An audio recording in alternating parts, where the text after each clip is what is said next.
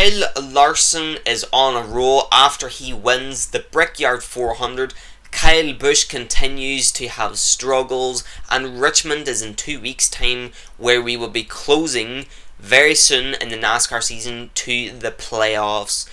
The 2021 champion, who already has many of the crown jewels, won another crown jewel at the Brickyard 400, which was quite controversial, as NASCAR even stands by some of their decisions, which most NASCAR fan base does not agree with. But Kyle Larson gets that victory at the Brickyard 400. It is his fourth win this season, which is massive, coming towards the playoffs, which starts in about 6 weeks' time. We've got this 2-week break now before Richmond, and then I think it's 3 or 4 remaining races before the playoffs start. But Kyle Larson gets that win after 30 years, where I believe Jeff Gordon won the very first race. It is Kyle Larson, young money, wins at the Brickyard.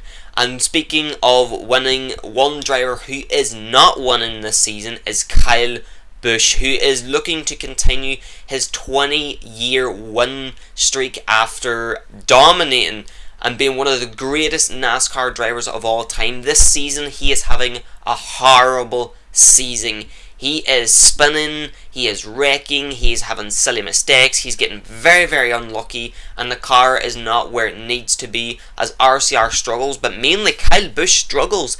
Kyle Busch, this race at the Brickyard 400, was on track to get a top 6, maybe top 5 if he continued, but he made a move on Denny Hamlin, which backfired on Kyle Busch, as he then spun out, hit the car quite badly, and ended up finishing 25th, I believe. So the bad Kyle Busch season continues, as another poor result encounters from the Brickyard 400, and I don't know where we will see Kyle Busch end at the end of this season. There's obviously been a lot of rumours this season that Kyle is maybe looking out of a contract of RCR, because he still is in contract even to the end of next year. There's been rumours where maybe he wants to go back to Hendrick, where he'll go to Joe Gibbs, where he'll go to maybe Spire. All these different rumours are coming out all over NASCAR. My dog is making her bed there. But Kyle Busch is having a horrible season, and every time we think that, oh, maybe Kyle Busch is on track for a good race, or maybe the luck will turn around, it doesn't.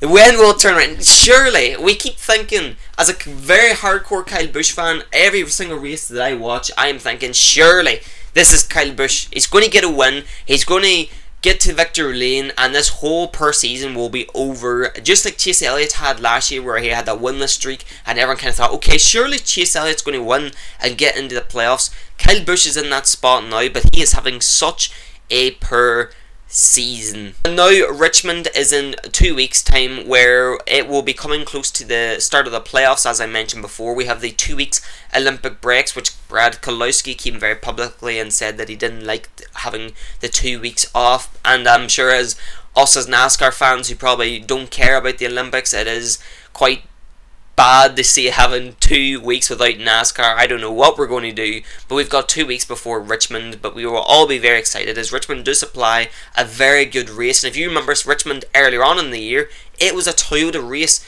Martin Truex was on track to win that race, and after, I think it was an overtime finish, Denny Hamlin used his bumper and got that win. So Denny Hamlin will be on track to probably do really good here. So will Martin Truex Jr., who will be desperate to get that win into the playoffs.